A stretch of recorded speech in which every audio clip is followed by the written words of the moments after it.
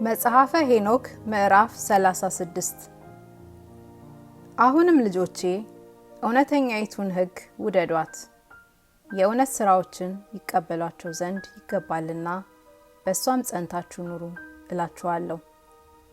የግፍ ሥራዎች ግን ፈጥነው ይጠፋሉ፣ ያንሳሉ።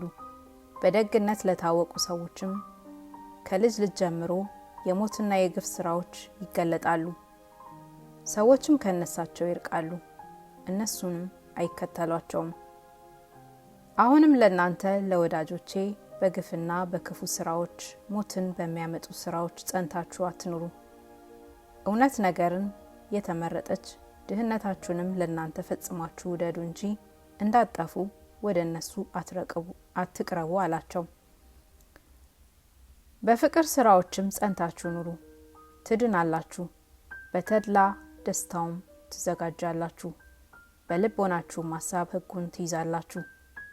ክፉ ጥበብን ይሰሩ ዘንድ ደጋጎች ሰዎችም ክፉዎች ሰዎች እንዲፈትኗቸው አውቃለሁና ነገሬ ከልቦናችሁ አይጥፋ። ለኃጢአትም ልቦና ሁሉ አይገኝላት። ሕግ ቢያፈርሱ የሚመጣው መከራ ሁሉ አያንስም።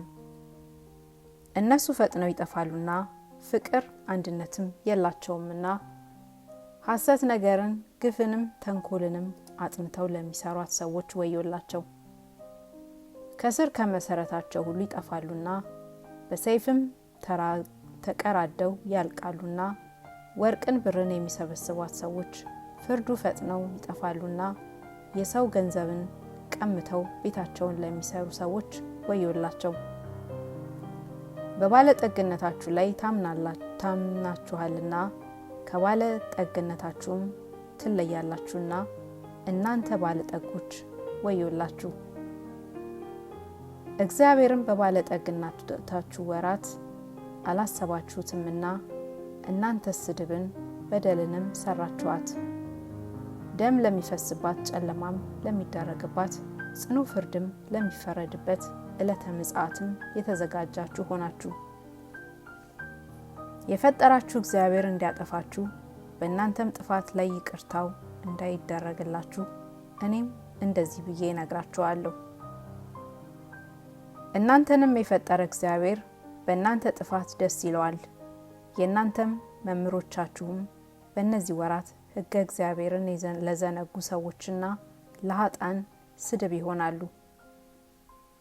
ዓይኖቼ ውሃን የቋጠሩ ደመናዎች ይሆኑ ዘንድ በእናንተም ላይ አለቅስ ዘንድ ውሃንም እንደ ቋጠረ ደመና እንባዬን አፈስ ዘንድ ከልቦናዬም ሐዘን አርፍ ዘንድ ለዓይኖቼ ማን በሰጠኝ ነበር።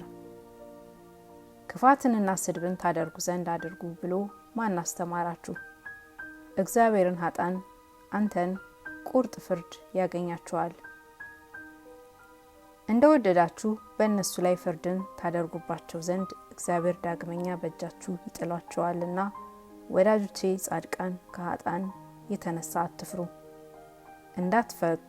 እንዳትፈቱ ሆናችሁ የማይገባ ግዝትን ለምትገዝቱ ለእናንተ ወዮላችሁ። ስለ ኃጢአታችሁም ድንገት ከእናንተ ራቀ። እንደ ስራችሁ መጠን ፍዳውን ትቀበላላችሁና ለባልንጀሮቻችሁ ክፉ ምላሽ ለምትመልሱ ለእናንተ ወዮላችሁ። በሰራችሁት ስራ ፈጥናችሁ ትጠፋላችሁና ሐሰት ለምትመሰክሩ ለበደልም ለምትገቧት ለእናንተ ወዮላችሁ።